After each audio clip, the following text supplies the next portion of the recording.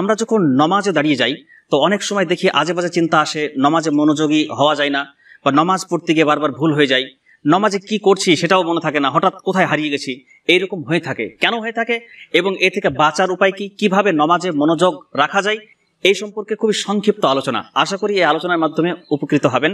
যদি চ্যানেলে নতুন হয়ে থাকেন তাহলে অবশ্যই চ্যানেলটি সাবস্ক্রাইব করে নেবেন, তাহলে এই জাতীয় সুন্দর সুন্দর ভিডিওগুলো পেতে থাকবেন।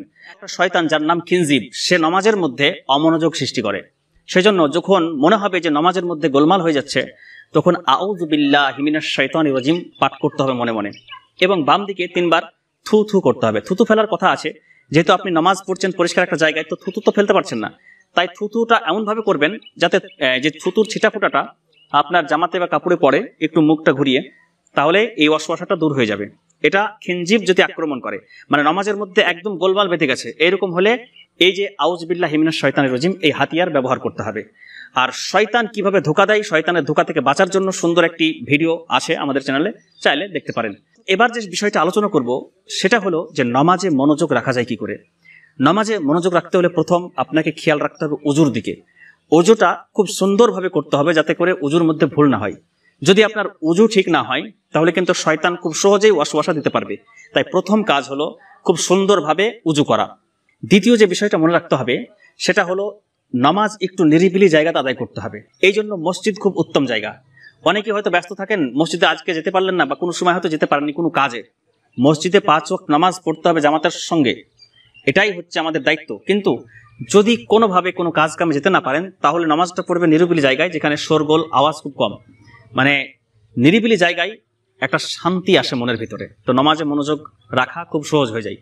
এবার নামাজ যখন শুরু করলেন, তৃতীয় যে বিষয় খেয়াল রাখতে হবে সেটা হলো আপনি নামাজে যেই সূরা পাঠ করছেন, অথবা যে নামাজের মধ্যে তাসবিহ পাঠ করছেন, রুকুর তাসবিহ, সাজদার তাসবিহ, এবং বৈঠকে আত-তাহিয়াতু, এবং শেষ বৈঠকে দারুদ শরীফ, দোয়া মাসুরা, এগুলো পাঠ করছেন, তো প্রত্যেকটা যেগুলো পাঠ করছেন সেগুলোর দিকে মনোযোগ রাখবেন। মানে আপনি কি পাঠ করছেন সেই শব্দের দিকে সর্বদাই মনোযোগ রাখার চেষ্টা করবেন।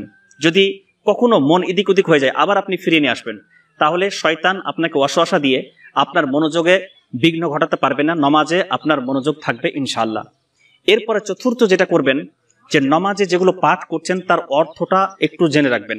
আপনি যেগুলো পাঠ করছেন তার অর্থ যদি আপনি বুঝে রাখেন, তাহলে আপনি যখন পড়বেন এর অর্থগুলো মনে পড়বে, আর নামাজের প্রতি মনোযোগ বাড়বে, আল্লাহর সঙ্গে কানেকশনটা আরো বেশি হবে। তো দেখবেন এইভাবে নামাজে মনোযোগী হওয়া যাবে। এরপর 5 নম্বরে নামাজে মনোযোগ রাখার সুন্দর আরেকটি পদ্ধতি হলো একটু হালকা আলোতে নামাজ আদায় করা। মসজিদে নামাজ পড়ছেন, যেখানে টকটকে আলো জ্বলছে, তো চতুর্দিকে মানুষ আরো নামাজ পড়ে, তো মনোযোগটা ঠিক স্থির থাকে না। তো সেই ক্ষেত্রে আমাদেরকে কি করা উচিত, যে লাইটটা একটু হালকা রাখা উচিত, যাতে করে মনোযোগ সৃষ্টি হয়। আর বিশেষ করে নফল নামাজ বা সুন্নাত নামাজগুলো বাড়িতে আদায় করার চেষ্টা করবেন। আর বাড়িতে যখন আদায় করবেন তো হালকা লাইটের আলোতে নামাজ আদায় করবেন, দেখবেন একটা মনোযোগ সৃষ্টি হবে। তো প্রিয় দর্শক মণ্ডলী, কিভাবে শয়তান আমাদের নামাজের মধ্যে বিঘ্ন ঘটায় সেই বিষয়টা আমি ছোট্ট করে বলেছি, এবং নামাজে মনোযোগ কিভাবে বাড়ানো যায় সেই বিষয়টাও আপনাদের সামনে তুলে ধরেছি। আশা করি এই বিষয়গুলো যদি ফলো রাখেন, তাহলে আল্লাহর রহমতে নামাজে মনোযোগ থাকবে, খুশু ঠিক থাকবে, আর আপনার নামাজটা খুব ভালো হবে। আর যদি সুন্দরভাবে সুস্থভাবে নামাজ আদায় করতে পারেন, ভালোভাবে নামাজ আদায় করতে পারেন, শান্তিপূর্ণভাবে ধীরে ধীরে নামাজটা আদায় করতে পারেন, তাহলে মনটা ভালো থাকে। আর যদি খুব দ্রুত নামাজ আদায় করেন, তাহলে মনের ভিতরে কেমন একটা উত্তেজনা ভাব সৃষ্টি হয়ে যায়, মানে নামাজটা হলো না এরকম মনে হয়।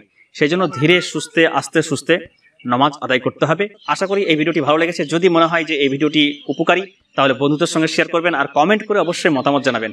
আর যদি নতুন হয়ে থাকেন এই চ্যানেলে, তাহলে চ্যানেলটি সাবস্ক্রাইব করে নেবেন। ইনশাআল্লাহ নতুন নতুন ভিডিও পেতে থাকবেন। আসসালামু আলাইকুম।